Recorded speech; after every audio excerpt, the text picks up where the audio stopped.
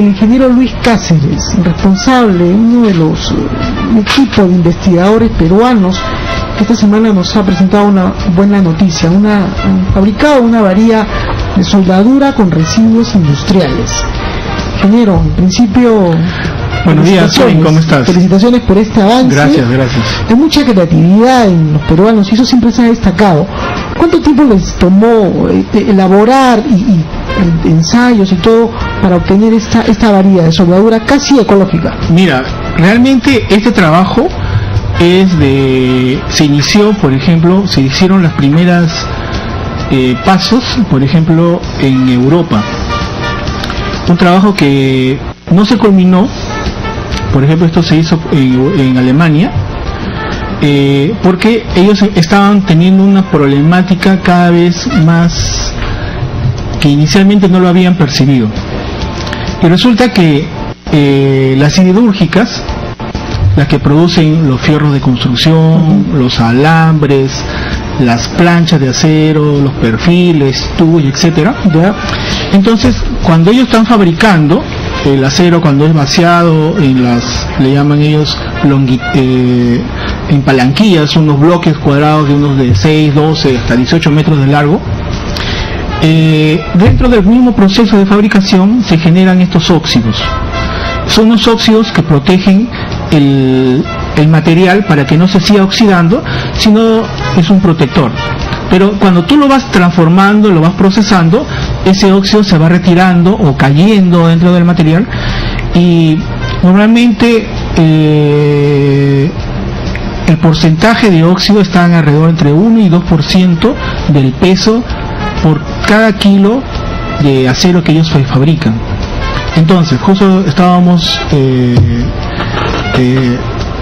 la problemática cuando se conversó esto en Alemania, planteaba lo siguiente: si yo produzco 1 kilo de acero, voy a producir 100 kilos de acero, voy a producir 1 kilo de óxido o 2 kilos de óxido. Cuando produzco 1 tonelada, produzco casi más o menos 10 kilos. Y cuando produzco 1000 toneladas, se va multiplicando, el cero va aumentando en kilos. Cuando yo paso a producir 10.000 toneladas, 100.000 toneladas, 1.000.000 de toneladas, que es lo que ocurrió en Alemania, la cantidad de óxidos iba aumentando, digamos, le llaman exponencialmente, ¿verdad? O sea, los montículos que eran solamente de un cuadrado de 100%, aproximado de 100%, llegaron a aumentar, y en algún momento yo tuve un conocimiento que podían llegar a 5 o 6 estados nacionales de acumulación solamente de óxido, y además de otros pasivos ambientales que se iban generando. Estoy hablando de los años 60, 70, por ahí los 90, ¿no? Entonces, en Europa, como también en Estados Unidos y en Japón, las legislaciones medioambientales se estaban poniendo cada vez más rigurosas, más exigentes. Y a este tipo de actividades industriales le dice: oye, mira, compadre, ¿qué haces? Claro, tienes que buscarle una solución a esto, porque yo no puedo yo aceptarte que tú sigas contaminando, porque esto nos perjudica no solamente el suelo, sino el aire y los alrededores, y las personas se ven afectadas. Entonces, ellos, de ahí momento ahí nace la investigación para poder lograr. Justo en ese lapso de tiempo ocurre, por ejemplo, en Europa, cae el muro de Berlín. Entonces las dos Alemanias se unificaron. Entonces las empresas en ese momento dijeron: oye, mira, si acá nos están exigiendo, mejor creo que nos vamos al otro lado, cruzamos la avenida y trasladamos la siderúrgica a este lado, y asunto resuelto. Y problema resuelto. Y así lo hicieron, se trasladaron al otro lado. Por ejemplo, yo recuerdo mucho que había una planta en Alemania, en Eisenberg. Cuando ocurrió, cerraron la planta al día siguiente y todos lo estaban trasladando a Rumanía. Claro, hubo mucho, pero no solamente fueron a India, exactamente, América Latina así, también vinieron. Exactamente, vinieron a América Latina y así, ¿no? Entonces, una investigación que se quedó a medias. Entonces, yo continué este trabajo ya posteriormente, en los años 90, y de ahí también se quedó porque me dije: bueno, ya el problema está resuelto, porque esto nos hemos trasladado a otro sitio, olvídate del asunto, ¿no? Claro. Entonces lo tuve siempre pendiente. Cuando ahora en estos tiempos que hay este tema de medios ambientales, una de las cirúrgicas nacionales de aquí del país empezó a notar este problema que yo les estoy contando que ocurre en otros países. Que data de muchos años atrás. ¿No? Uh-huh. Que en su momento no lo habían pensado, pero ahora resulta que es un pasivo ambiental que ellos lo están manejando. Y está en una zona cercana a una reserva y todo. Está una reserva, está cerca de una ciudad y todo eso, ¿no? Entonces ellos tomamos el problema y le digo, mira, hay que hacer un análisis, pero en este caso nos juntamos varios profesionales, yo tengo un equipo, hicimos el análisis netamente ya como investigador, ¿no? Entonces, una de las problemáticas que hicimos es, mira, tecnológicamente los minerales se extraen, son óxidos, hay óxidos de hierro, óxidos de cobre, óxidos de zinc, óxidos de plomo, y nosotros aportamos una energía para transformarlos en metales puros, que eso después se vende y se da toda la industria que existe que nosotros conocemos. Luego le digo, pero para una cosa tan pequeñita necesitamos tener algo, temperaturas, aportes de calor muy altas. Entonces le dije, mira, hay una posibilidad que podemos indagar. Continuamos con la investigación y encontramos que la soldadura, esa lucecita azul que nosotros vemos que el soldador está soldando a su reja, a su ventana, exacto. Ese puntito, ese círculo, se generan temperaturas que bordean entre 8.000 y 10.000 grados centígrados en un lapso de tiempo muy corto. Entonces dijimos, ya encontramos la fuente donde podemos hacer la transformación. Entonces el problema ahora, ¿cómo lo incorporamos dentro del revestimiento del electrodo? De la varilla, ¿no? Entonces aquí entró ya la empresa, la universidad, yo como Universidad Nacional de Ingeniería, ¿no? En la UNI, ajá, bueno, con mi alma mater, la Facultad de Geología, Minas y Metalurgia. Entonces la empresa Nexol, entonces dijimos, bueno, nos dijo, bueno, y si ustedes lo incorporan, ¿qué gano yo como empresa? No sé cuál va a ser el beneficio final. Le digo, mira, si logramos incorporar este óxido dentro del revestimiento, podemos nosotros tratar de que este electrodo cumpla con una estándar. Entonces ahí nos miramos y dijimos, como meta vamos a revisar la norma americana de soldadura, que es la conocida con las siglas AWS. Entonces revisamos la norma y efectivamente hay una serie de requisitos, pruebas, validaciones, ensayos, test, análisis químicos, pruebas de ensayo mecánico, etcétera, pruebas de ensayo no destructivo, ¿no? Con rayos X, que el producto, para que pueda ser aceptado dentro del mercado internacional, debe de cumplir con estos requisitos. Entonces le dijimos, bueno, la meta es esta.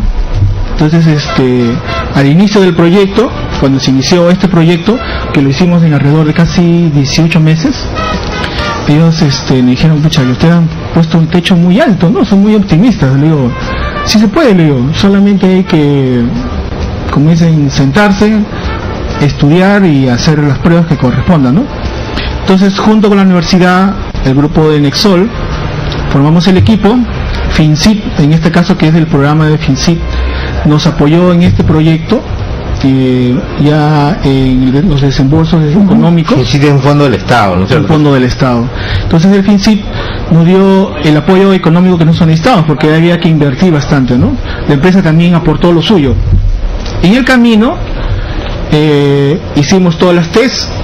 Entonces dijimos, la primera prueba que hicimos, cómo separamos estos materiales en un tamaño que nosotros los podamos usar, ¿no? Hicimos unas pruebas de ensayo de molienda en diferentes tipos de grados y logramos indirectamente, ya esto ya es al final, les estoy contando los resultados ya finales, que logramos separar los óxidos que nosotros querríamos, y de este residuo que quedaban, que habían partes que no se podían moler porque era acero contra acero, tú no puedes moler acero contra acero sino los óxidos, los juntábamos, los separábamos, tenían alto magnetismo y vimos que podíamos mediante otro proceso, recuperar el 30% de hierro, ¿no? Y seguir con la misma secuencia, y el 80% restante lo podíamos incorporar dentro del revestimiento. Ingeniero, bueno, interesante todo lo que nos ha señalado. ¿Cómo esto, bueno, beneficios respecto al medio ambiente, uno, y dos, en los usos cotidianos? Aprovechamiento, ¿no? Claro. Aprovechamiento, ¿no? Justo ahora le voy a explicar.